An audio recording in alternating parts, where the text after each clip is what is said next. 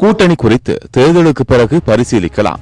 வாய்ப்பிருந்தால் தேர்தலுக்கு பிறகு பகுஜன் சமாஜ் கட்சி தனது ஆதரவை வழங்கலாம். அதற்கு முன் தேர்தலில் எங்கள் கட்சி தனித்து போட்டியிடும் என்று பகுஜன் சமாஜ் கட்சி தலைவர் மாயாவதி கூறியிருக்கிறார். கோணம் 1. பிற்படுத்தப்பட்ட சமூகங்கள், பட்டியலினத்தவர், பழங்குடியினர், முஸ்லிம்களின் ஆதரவுடன் 2007இல் உத்தரப்பிரதேசத்தில் முழு பெரும்பான்மையுடன் அரசாங்கத்தை நாங்கள் அமைத்தோம். அதனால்தான் லோக்சபா தேர்தலில் தனித்து போட்டியிட முடிவு செய்திருக்கிறோம். சாதிவரி, வகுப்புவாதம் போன்றவற்றில் நம்பிக்கை கொண்டவர்களிடமிருந்து தள்ளி நிற்போம். பகுஜன் சமாஜுக்கு சாதகமான தீர்ப்பு கிடைக்க முழு பலத்துடன் செயல்படுவோம் என்பதுதான் மாயாவதியின் நிலைப்பாடாக இருக்கிறது. கோணம் 2. பட்டியலின தலைவராக இருந்தாலும் மாயாவதி கடந்த 2007ஆம் ஆண்டு தேர்தலின் போது உயர் சாதியினர் உள்ளிட்ட அனைத்து பிரிவினரையும் அரவணைத்து தேர்தலை சந்தித்து தனித்து வெற்றி பெற்றார்.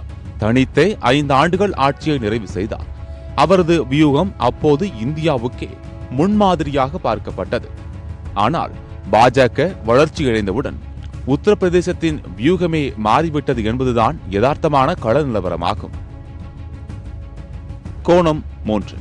உத்தரப்பிரதேசத்தில் 2007 முதல் 2012 வரை முழுமையாக 5 ஆண்டு கால முதலமைச்சராக இருந்த மாயாவதி தற்போது அங்கு 3வது இடத்தில் இருக்கிறார் என்பது குறிப்பிடத்தக்கது. கூட்டணியால் இழப்பை சந்தித்ததாக கூறுகிறார் மாயாவதி. எனவே அவருக்கு அந்த உணர்வு ஏற்படாத வகையில் காங்கிரஸ் செயல்பட்டால் நிச்சயமாக உத்தரப்பிரதேசத்தில் வலுவான கூட்டணிக்கு வாய்ப்பு இருக்கும். கோணம் 4. உத்தரப்பிரதேசத்தை பொறுத்தவரை காங்கிரஸ் கட்சி தற்போது 4வது இடத்தில்தான் இருக்கிறது. ஆனால் உத்தரப்பிரதேசத்தில் அதிக தொகுதிகளில் போட்டியிடுவதை கௌரவமாக பார்க்கிறது. இதனால் கூட்டணி என்கின்ற கருத்தாக்கம் அடிபட்டு விடுகிறது. எனவே காங்கிரஸ் கட்சி ஈகோ பார்க்காமல் செயல்பட்டால் நிச்சயமாக மாற்றத்தை உருவாக்க வாய்ப்பு பிரகாசமாகவே இருக்கிறது என்கிறார்கள் அரசியல் நோக்கர்கள். கோணம் 5. தேர்தலுக்கு பிறகு ஆதரவு என்கின்ற நிலைப்பாட்டை மாயாவதி எடுத்திருக்கிறார்.